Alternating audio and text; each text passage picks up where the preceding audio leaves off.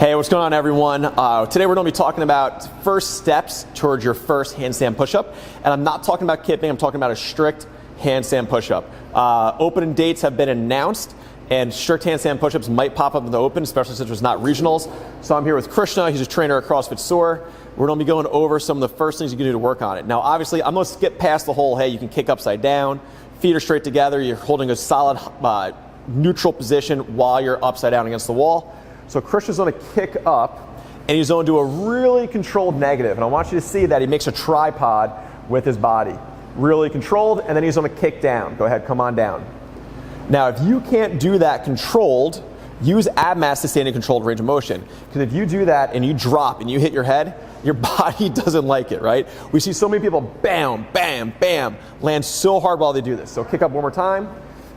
Now, Krishna actually has really long arms, so maybe his hands are wider than yours. You'll see this nice tripod position, nice and controlled.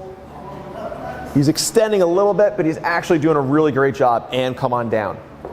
Now, anytime we do negatives or the eccentric version of a lift or a movement, it actually breaks down muscle a lot more. It's a lot more fatiguing. So we'll see people just crank these out, crank them, crank them. Think about it as a strength building exercise. If we're working on strength, you don't want to go into things too fatigued. So go to the point where you know you're not going to hit failure, give yourself a complete rest, maybe work on mobility, something else, come back to it.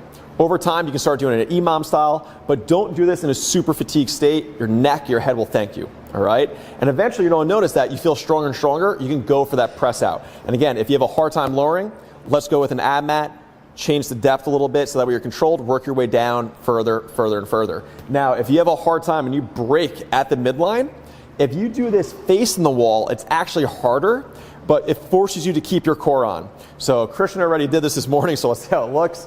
He's going to walk himself up that wall. Right, he's going to get that tripod position. He's going to keep his abs on. You can see those toes are pointed. Go ahead, come down nice and controlled. See, he's working a lot harder. Now he can actually press out of that, good for him. Go down one more time. You can cartwheel out of this if you're stuck, or you can also walk your hands forward, totally up to you. Make sure there's no rings next to you. Both of those variations really, really help. Now the last thing I'm going to tell you is if you have a hard time even just lowering yourself at all, we can do kind of a half range of motion strict press. So set up that bar in a rack, you're going to push press it up to your forehead and only move in this range of motion, pausing at the bottom for a split second with a barbell.